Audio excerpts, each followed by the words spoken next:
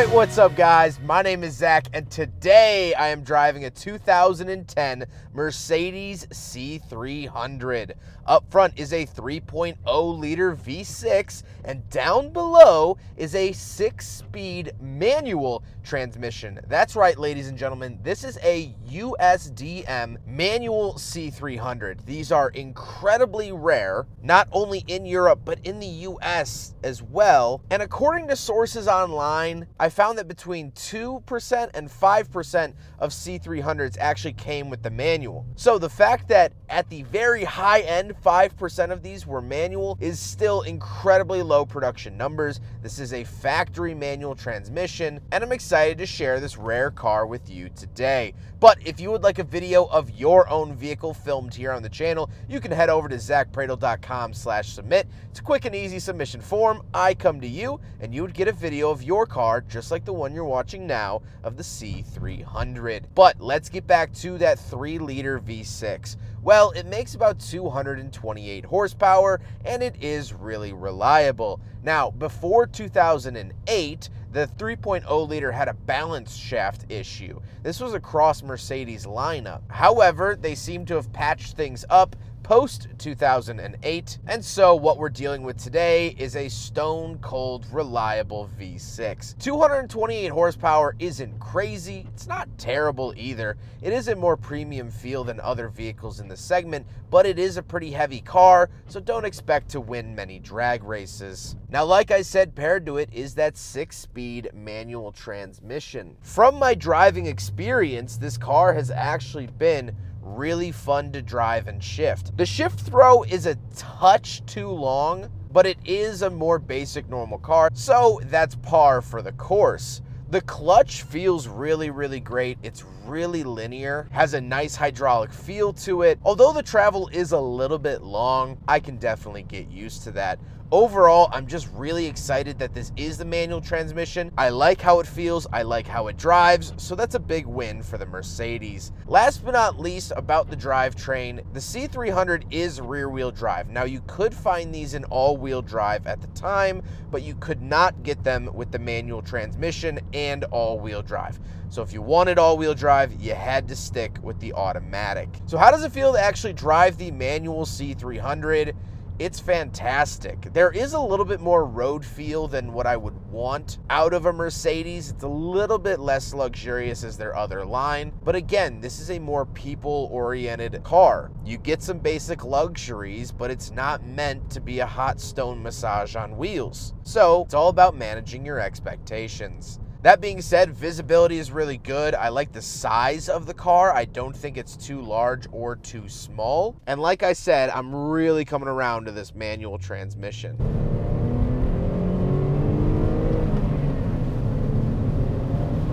Yeah, I really like that. That feels nice.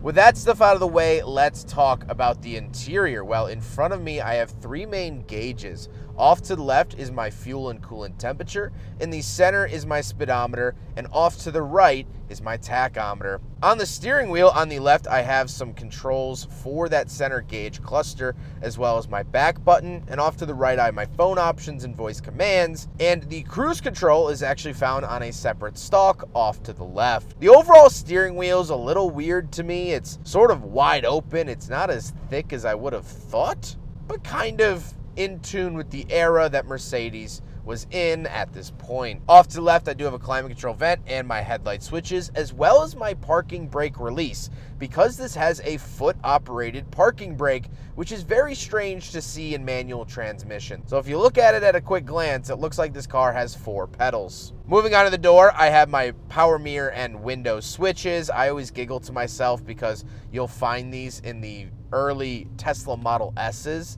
They actually bought these window switches from Mercedes, which I think is hilarious. But up above that, I do have 3 different levels of memory seats, my seat adjustments, and my lock and unlock. Moving into the center, I do get this openable cubby, which reveals the screen. This screen is tiny. However, you could have upgraded to a bigger screen in the era that would have folded and popped out when you open the cubby. However, because this is the manual, it's a little bit more towards the base model, so it didn't get that nice screen. Down below that, we have 2 climate control vents and the hazard switch, and then we have the radio controls. So this was Mercedes coming back to their former glory of build quality. There was a hyper focus on these buttons. They were only supposed to travel a certain amount of millimeters in order to have the perfect feel. And now trying it, they feel fine. They feel like buttons. But we do get heated seat options and the rear sunshade. Then we have our climate controls. I do get dual zone, temperature dials on either side,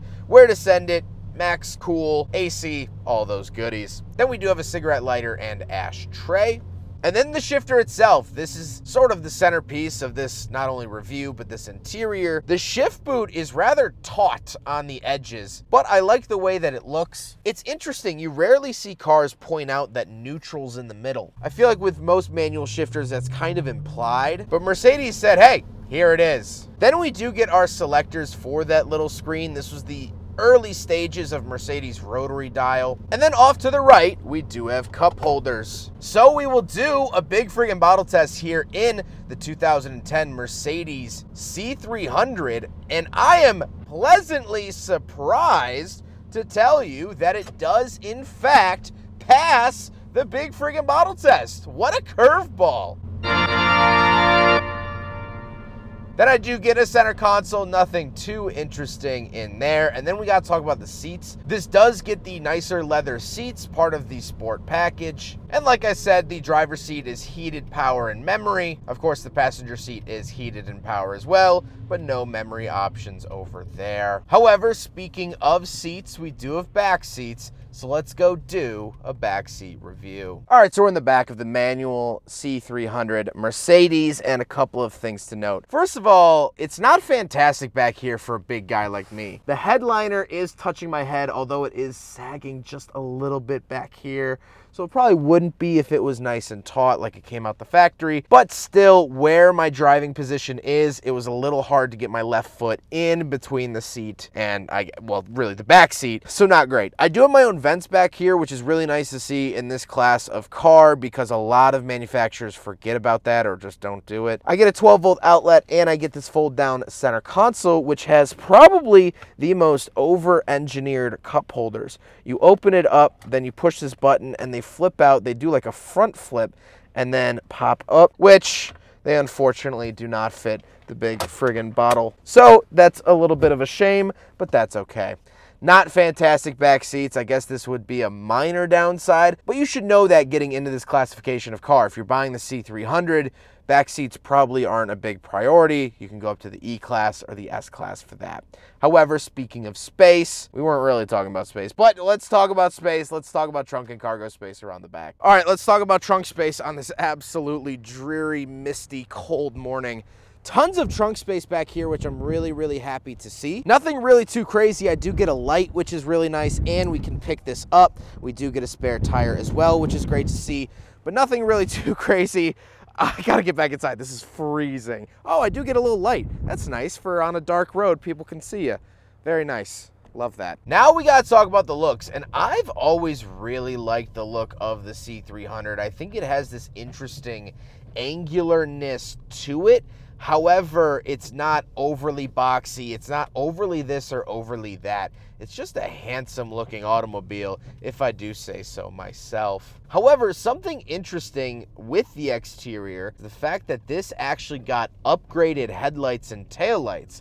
However, the taillights are still halogens except for the turn signals. So the turn signals are LED because there's so many of them, but the rest are halogen, which is kind of an interesting mix. But now, with all of that being said, let's get on to my final thoughts. What do I think driving a manual Mercedes C300 from 2010? Well, I have to be honest. There's not many downsides to this car. It's reliable. It has great features like heated seats, a rear sunshade, cruise control. It rides nice. You get the nice Mercedes badge up front. You get to tell people at school or the country club or dinner that you drive a Mercedes. And not only that, you get to shift your own gears, something that has pretty much left Mercedes as a brand. You can't get a manual Mercedes at all anymore. This is one of the last North American manual Mercedes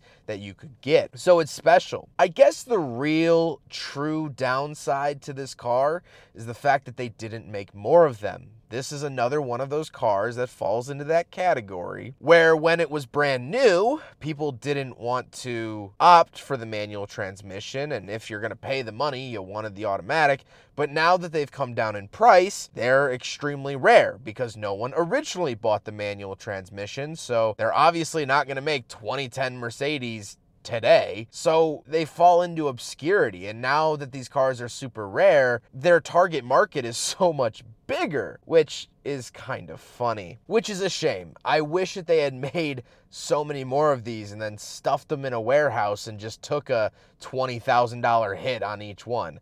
Obviously, Mercedes would never do that, but I think that this car is really good and should be experienced by as many people as possible. If you want a luxurious daily driver just to get point A to point B, but you want a couple niceties here and there, and you like shifting your own gears, here you go. But only a select few can have them.